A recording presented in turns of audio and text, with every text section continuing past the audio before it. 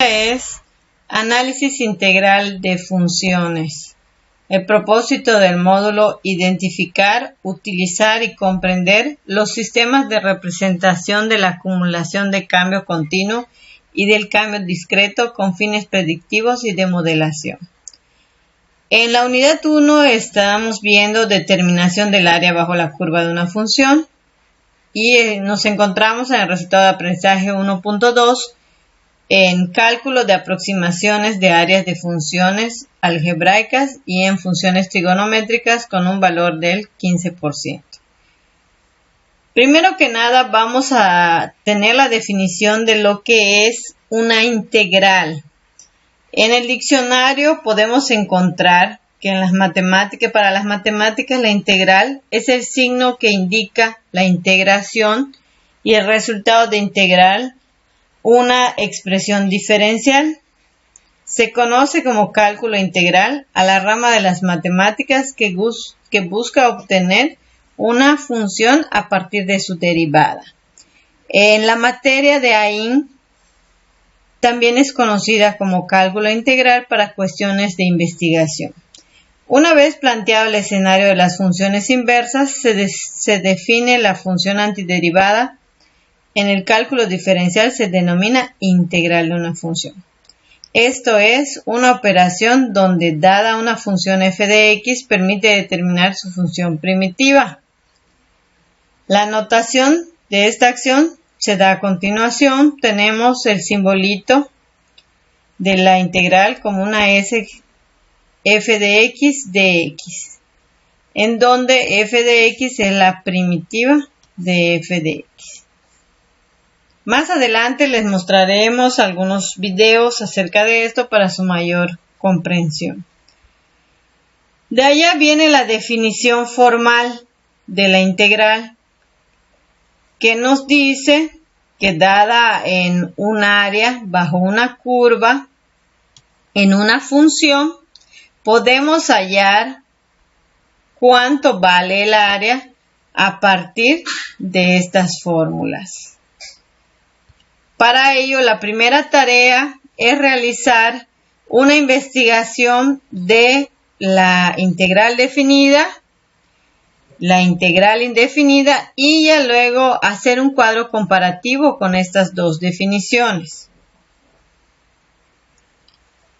El siguiente tema para este objetivo de aprendizaje 1.2 es el de sumatoria, en cuya definición está dada por la fórmula AM más AM más 1 más AM más 2 hasta A a la N, en donde son números reales y tal que M y N son enteros y M sea menor o igual que N. Y nos dan la fórmula. También podemos observar que en las sumatorias se simbolizan por este sigma, en donde existe un índice con un límite inferior y un límite superior. Y el inferior es M, el superior es N. Tenemos aquí algunos ejemplos de sumatorias. En el primero vemos que I comienza en 1 y termina en 5, pero puedo observar que el 3 nada más no tiene ahí. Por lo tanto, aquí no puedo empezar en 1, simplemente veo cuántos elementos están de 1 a 5 y esos son los que voy a representar con mi constante. Por lo tanto, mi resultado es 15. En el segundo ejemplo, vemos que el límite inferior inicia en 2 y termina en 6. Los valores 2, 3, 4, 5 y 6 los vamos a sustituir en donde aparezca I. Por lo tanto, mi resultado va a ser 2 más 3 más 4 más 5 más 6, que es el límite superior. Y posteriormente, ya hecho esta sustitución, simplemente hacemos, como su nombre lo indica, la suma de estos elementos. Aquí en el ejemplo número 3 nos dan que la función en donde vamos a sustituir es y al cuadrado. El límite inferior es 1, el superior es 5, vamos de 1 a 5 sustituyendo en el valor de y. Posteriormente hacemos la elevación de cada uno de los elementos al cuadrado, lo que nos da una cantidad de 55. En el cuarto ejemplo ya nos dan otras funciones y vemos que, por ejemplo, aquí nos dan una fracción de 1 sobre i, en donde el único que va a estar cambiando es el valor de i, que va a ir de 3 a 6. Entonces comenzamos con el 3, luego ponemos 4, 5 y 6. Y en la parte de arriba no va a cambiar nada. Solo va a cambiar en donde se encuentre el valor de i. Y aquí ya hecha la sustitución, hacemos la operación correspondiente, que es una suma de fracciones, cuyo resultado nos da 57/60, pero sabemos que podemos hacer la simplificación de la fracción, que nos queda como 19/20. En dado caso que no se pueda simplificar, pues simplemente quedaría hasta 57/60. Y por último tenemos el ejemplo número 5, en donde aparece i tanto en la parte superior como en la inferior, y en ambas podemos sustituir de 1 a 3. Entonces sustituimos el 1 tanto arriba como abajo, el 2 tanto arriba como abajo y el 3 tanto arriba como abajo. Después de aplicarlo, simplemente hacemos la operación y nos queda 14/5. Estos son ejemplos de sumatorias de forma directa, pero también existen propiedades, como en toda suma.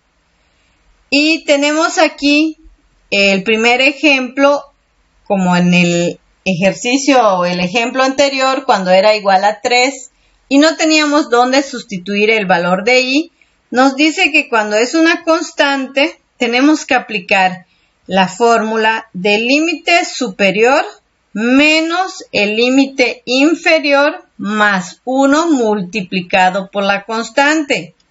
En ese caso era de 1 a 5, entonces si a 5 le quito 1, me queda 4, más 1, 5, y la constante era 3, 5 por 3 nos daba 15. Entonces podemos observar que tanto si aplico la propiedad como si lo hago de forma directa nos debe dar el mismo resultado. El inciso B de la propiedad es cuando hay una constante. Nos dice que podemos sacar la constante para luego de resolverla volverla a multiplicar. Y en el tercer caso es cuando nos dan más de un elemento o ya nos dan una función, ya sea binomio, trinomio o algún polinomio, y teníamos que aplicar cada pedacito la propiedad que corresponde. Veamos algunos ejemplos. Aquí podemos ver suma de los n números naturales pares consecutivos. La representación es 2i. Por lo tanto, el 2 por 1, 2, 2 por 2, 4 y hasta la n potencia. Entonces nos queda la fórmula de esta forma. En dado caso que sí nos den los parámetros, pues como lo anterior, solo es sustituir y hacer la sumatoria correspondiente. En el otro ejemplo tenemos la suma de los n números naturales impares. Esta es su fórmula. Entonces ya aplicamos el valor de 1 hasta n y vemos que el resultado nos queda de esta manera. La siguiente tarea es pues hacer las sumatorias que nos piden. En el primer apartado, resolverlas de forma directa, como la primera parte, y estas dos hacerlas como si aplicáramos las propiedades de las sumatorias. Y con esto aquí les dejamos en unos videos para que puedan ver y reforzar los conocimientos adquiridos.